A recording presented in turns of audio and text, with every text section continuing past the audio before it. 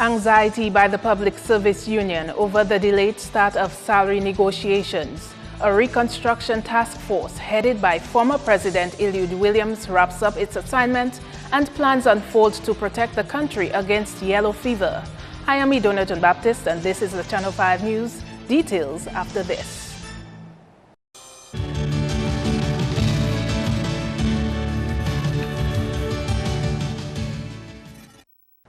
Welcome back. Retroactive pay for public servants is on the mind of the executive of the Public Service Union as it believes salary negotiations are long overdue. The trade union has formally proposed a 15% salary increase on behalf of public servants for the period 2015 to 2018. General Secretary of the PSU, Thomas Leighton, says they await the invitation of government's negotiating team to the negotiating table.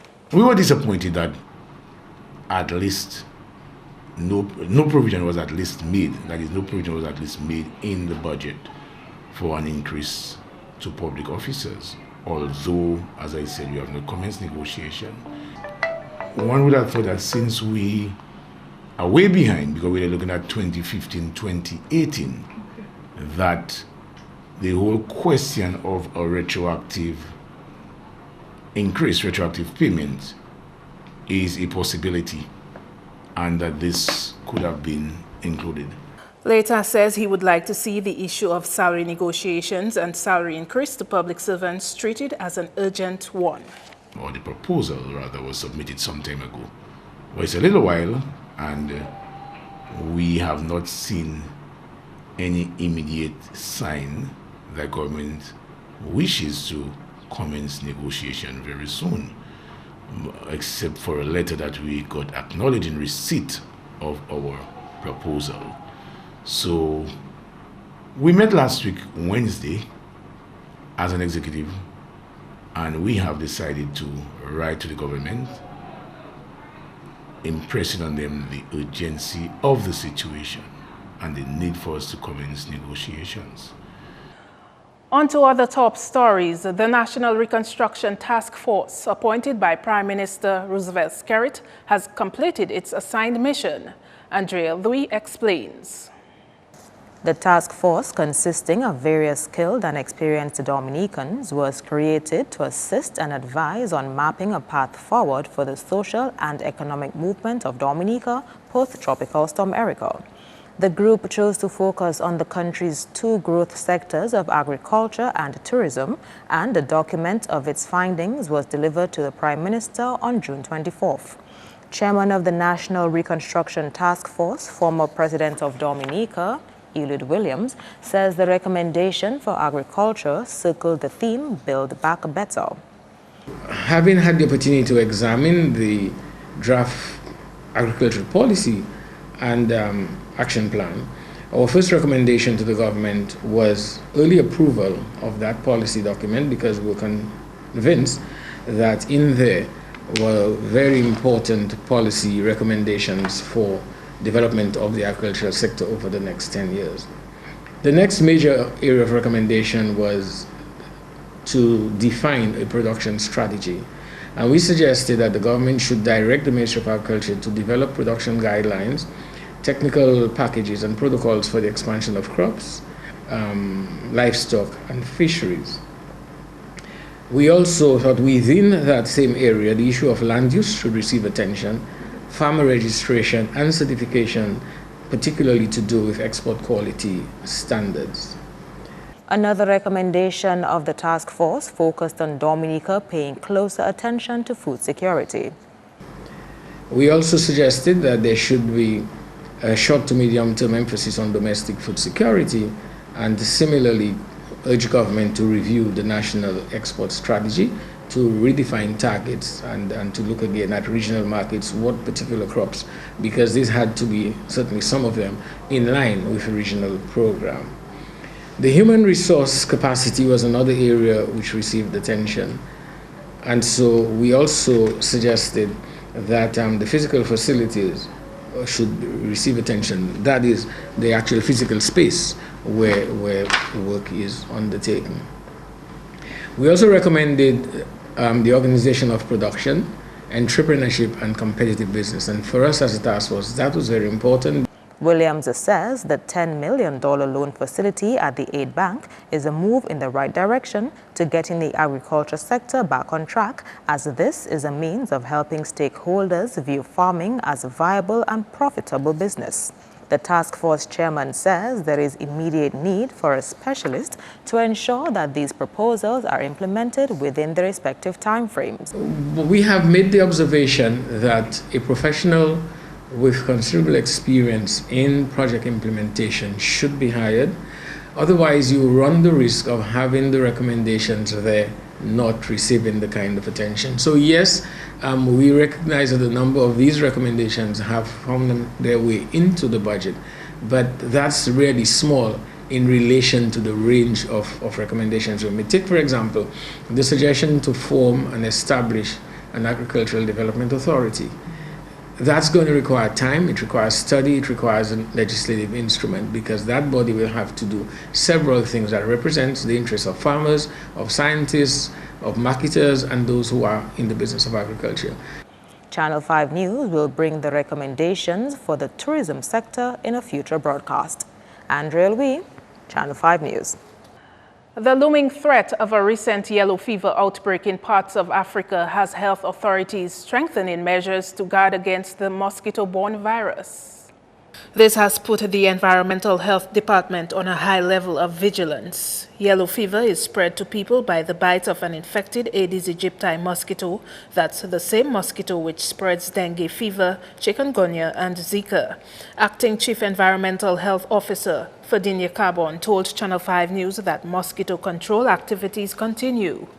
Okay, well, like all countries where you have the Aedes aegypti mosquito, and with the kind of increase in global travel, it is very easy for us to get yellow fever in Dominica. We just need an individual who is incubating the disease appear healthy to get to Dominica, and then Aedes mosquito took a blood meal from him, and then the cycle can commence. The World Health Organization considers Bolivia, Brazil, Colombia, Ecuador, Peru, and Venezuela at greater risk of an outbreak of the disease. Efforts are ongoing to beef up surveillance at local ports of entry. No cases of yellow fever have been recorded locally. And I know the Chief Medical Officer is working on getting the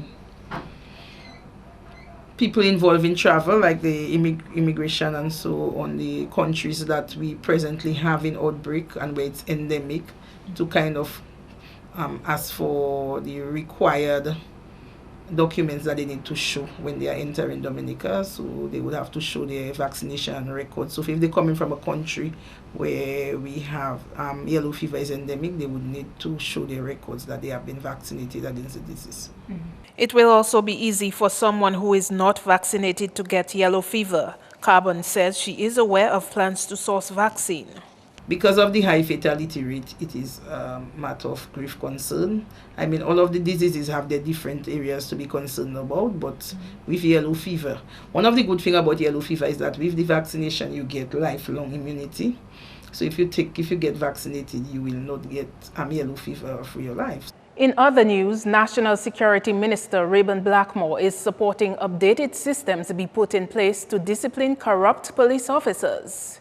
Blackmore, who spoke on DBS Talking Point on Monday morning, was addressing a question by Kamala John Baptist Aaron in relation to reports of information being leaked from the Dominica Police Force. Anybody who is a police officer with the right spirit is not going to leak anything to the public. Is not going to sell out. Is not going to work in concert with the crooks and the criminals. So we have to have systems in place. When we were in the force, before I left to get into politics, we started what they call internal affairs, where we could identify persons with problems, call them before they get themselves into situations with the law. And then we have to have those mechanisms in place to identify folks who might be of the wrong spirit. Blackmore says there is need to review existing police regulations. Another thing we have to do is look at the police regulations. I see at times when folks who have been found wanting actually charged for aspects of discipline. And it takes a long time, and they come with the lawyers, and lawyers bring rules of evidence, etc., and have a protracted process. And we have to think of that to bring back, I said, the major hallmark in any police force is discipline. So, of course, anybody, and not only the minister or the prime minister, but any concerned and genuine citizen ought to be very much concerned about police officers who some of them who pander to the public and for whatever reasons, and to leak out and to give false information is something that should not be tolerated in any police force. You're watching Channel 5 News. We'll be back in a moment.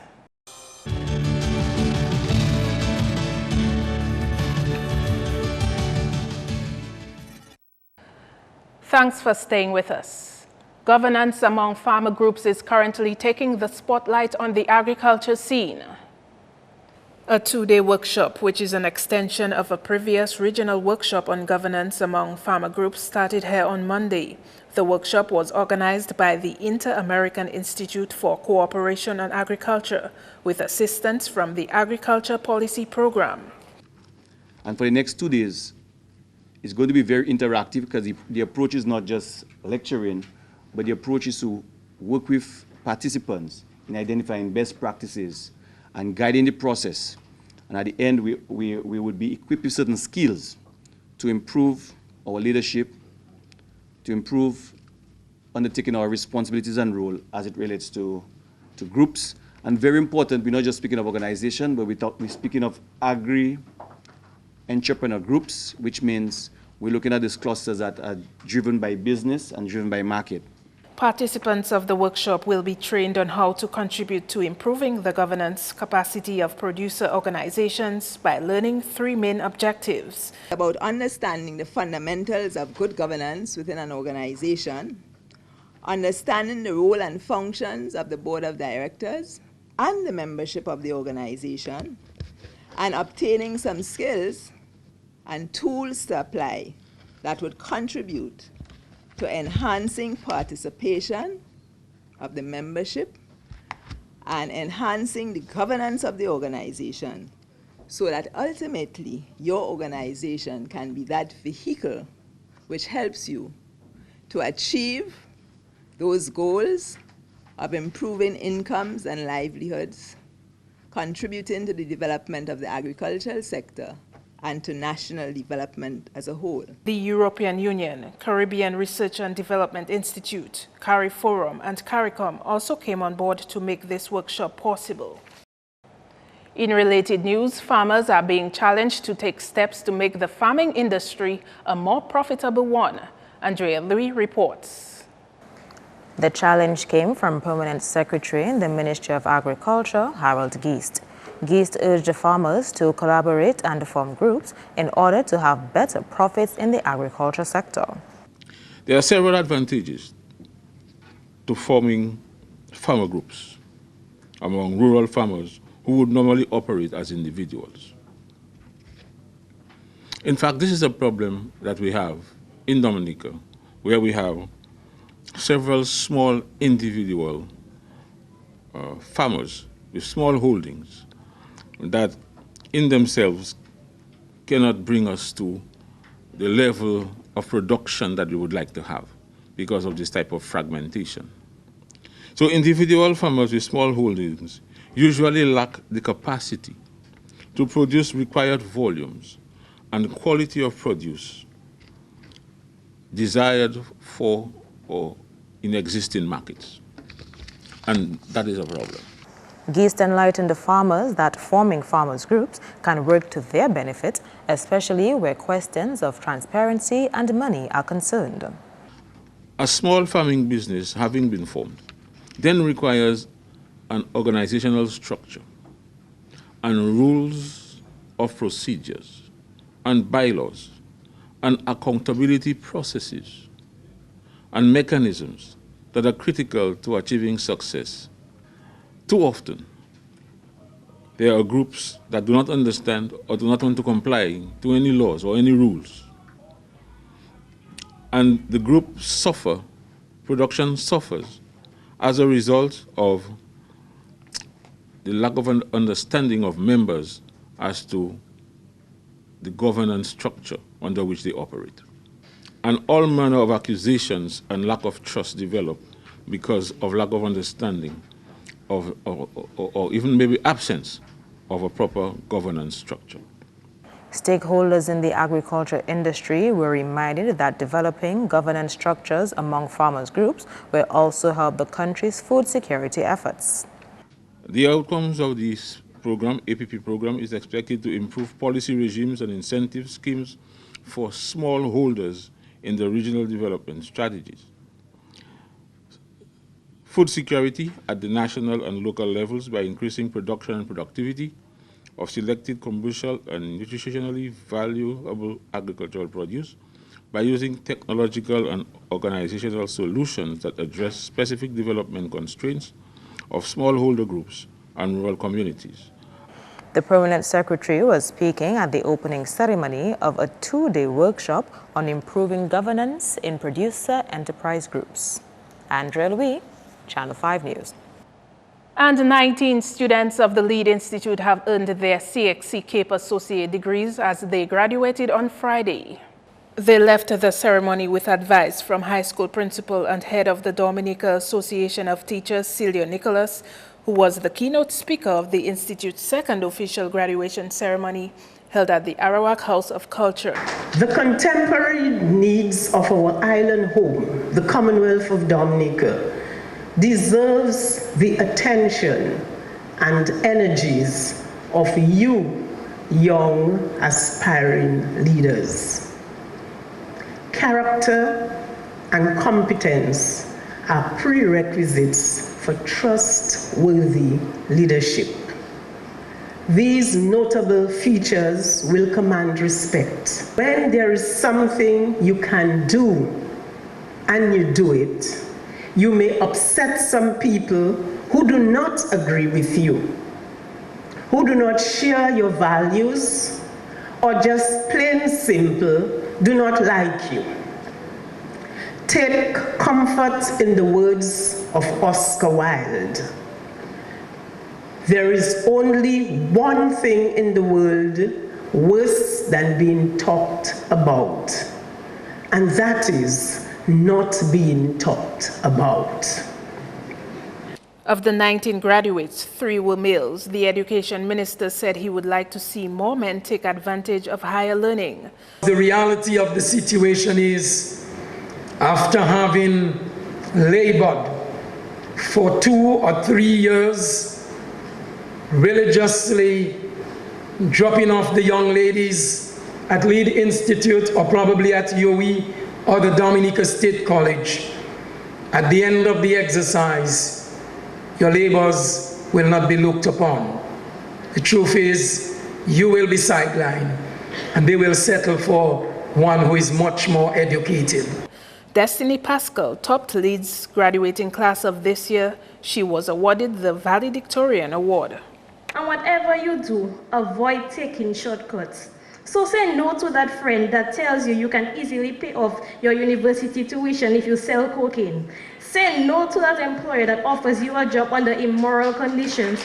And ignore that person that keeps telling you that you will never fulfill your dreams of becoming a doctor or a lawyer. Your journey to success will be a long one, filled with challenges. But I urge you, do not give up or take the easy way out. That's news. Scenes of Dominican athletes' performances at Rio Olympics on the weekend. Kenny Williams is next with your sports highlights.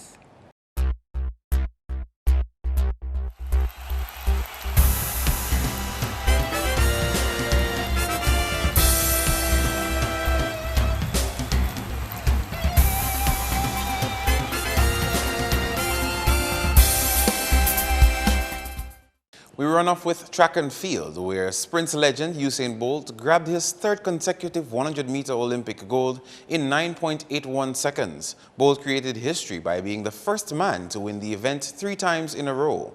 Usain had a poor start, but that didn't prevent him from taking the win, as he even slowed down before the finish line.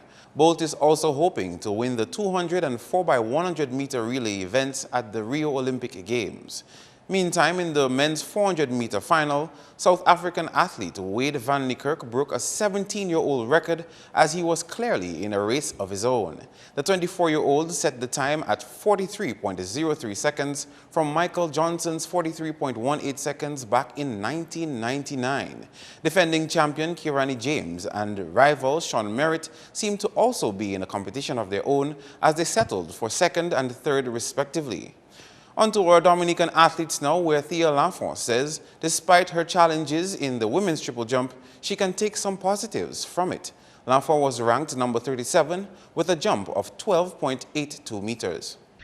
My first Olympic experience was definitely one to remember. It was an amazing experience being able to train with the greats of the world. Performance-wise, it was not one of my favorites, especially one of my worst meets. Hurting my hamstring and feeling that mid-competition really just put me as a disadvantage, and it definitely hurt. As for my confidence in the sport moving forward, I think this has made me more determined.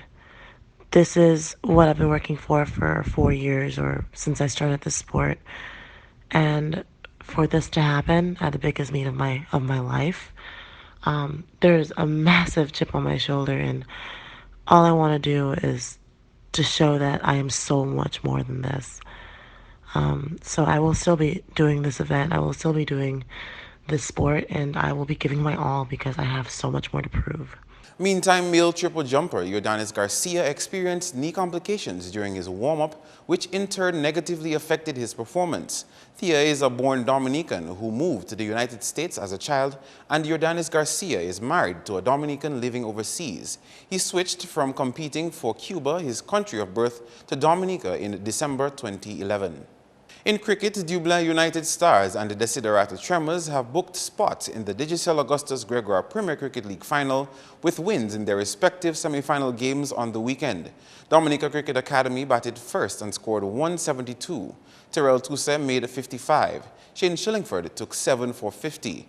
Dublin in reply scored 139, Liam Sebastian 39 and D. Dumas 33. Michael Joseph picked up 5 for 25. A low total in the second innings meant trouble for DCA as they were bowled out for 42. Ray Kazemi took 5 and Shane Shillingford 3 wickets. Dublin had a better second innings as Emmanuel Peter bagged 47 and Josiah Hilton 33. The final is set for this weekend. On to the basketball scene where Detroit Blazers edged one step closer to the playoff finals by defeating Steinman X-Men 79-57 on Saturday. Nathan John Jules had 18, Thomas Felix and Lester Langley 17 each for Blazers. S. Reed chipped in with 10. Simon Joseph had a game high of 22 points with 3 rebounds, but that wasn't enough to beat the veteran team. Clem Nicholas bagged 14 points and 7 rebounds for X-Men. The league continues this week. Next up, defending champions Aeropost Dutch United won't be defending their title this year. They were knocked out at the semi-final stage on Saturday by Club Loubier 3-2. Goals from Randolph Peltier and Vincent Blaise and an own goal gave Loubier that all-important win and their place in the finals. Hubert Prince scored both goals for Aeropost Dutch United. The final is set for Saturday, 20th August at 8 p.m. Finally, in sports, we can tell you that the Dominica B team defeated St. Lucia 22-18 and the local A team bested Anguilla 27-1 in the 13 and under regional invitational netball festival on Sunday. That's all the sporting highlights for now. I am Kenny Williams. Be sure to join us tomorrow.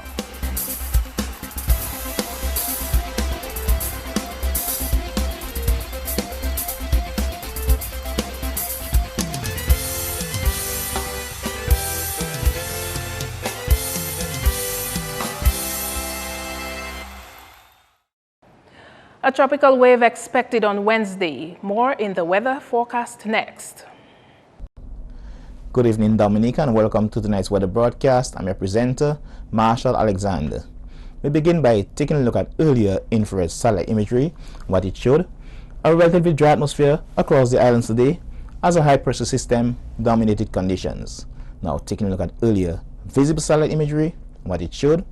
Just a few low-level clouds which moved across the area today, and this resulted in fair to partly cloudy skies. Now, taking a look at earlier radar imagery and what it indicated.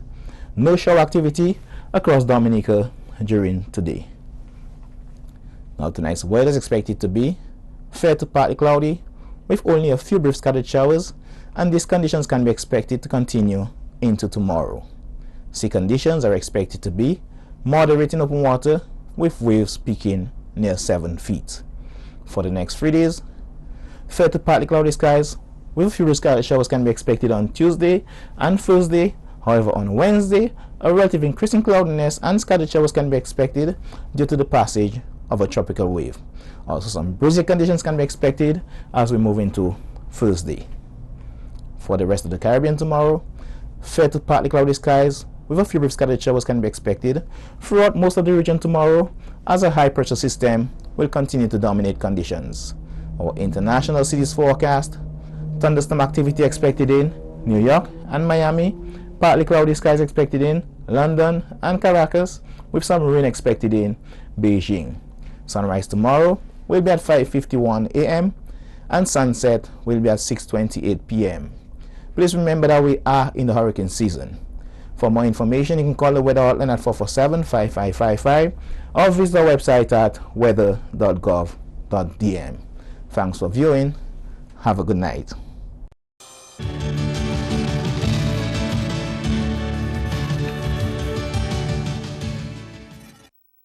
To end the news, the headlines again. Anxiety by the Public Service Union over the delayed start of salary negotiations. A reconstruction task force headed by former President Eliud Williams wraps up its assignment, and plans unfold to protect the country against yellow fever. Feel free to contact us at news@marpin2k4.com. You can also access our past newscasts on our YouTube channel. On behalf of the production team, I'm Idona John Baptist. To all our viewers around the world, we thank you for watching. Join us tomorrow.